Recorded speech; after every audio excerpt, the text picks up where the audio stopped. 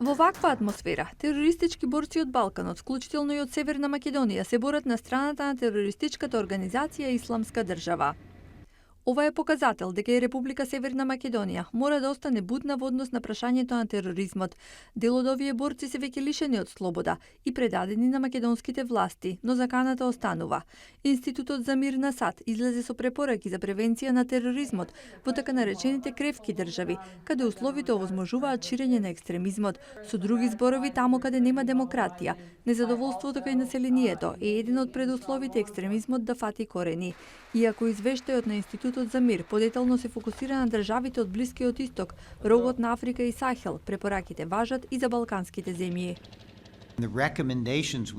Наша препорака до владите е да бидат по-инклузивни, да испорачуваат услуги за граѓаните и да демонстрираат некорумпирано управување со државата, да бидат по-транспарентни, да ги поддржат жените и младите. За земји како Македонија и пошироко би рекол дека тоа е формулата за постабилна, посигурна, по-просперитетна иднина. Ги потикнуваме државите да се движат во таа насока. И се надеваме луѓето во Македонија кои се незадоволни, тоа незадоволство да го мобилизираат во насока за да ја туркаат владата во таа насока. На 15 февруари македонското МВР соопшти дека бил спречен планиран терористички напад, додека американската амбасада во Северна Македонија предупреди на зголемен ризик од терористички напади. Дополнителен предизвик се мигрантските рути, како и близината на Косово.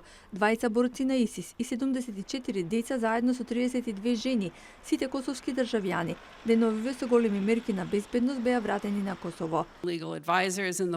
На Балканот имаме регионални правни советници кои директно работат со владите, со обвинителите и судиите, во рамки на глобалната мрежа за сузбивање на тероризмот. Соработуваме со Косово, споделувајќи ги најдобрите практики. Значи, не велиме едноставно. Земете ги вашите борци и да заборавиме на тоа. Туку учествуваме во напорите за реинтеграција.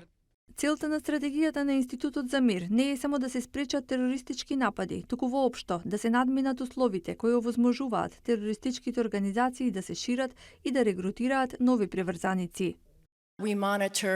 Ги наблюдуваме конфликтите и нестабилноста во различни делови од светот. Сакаме да ги употребиме овие податоци за систем за рано предупредување.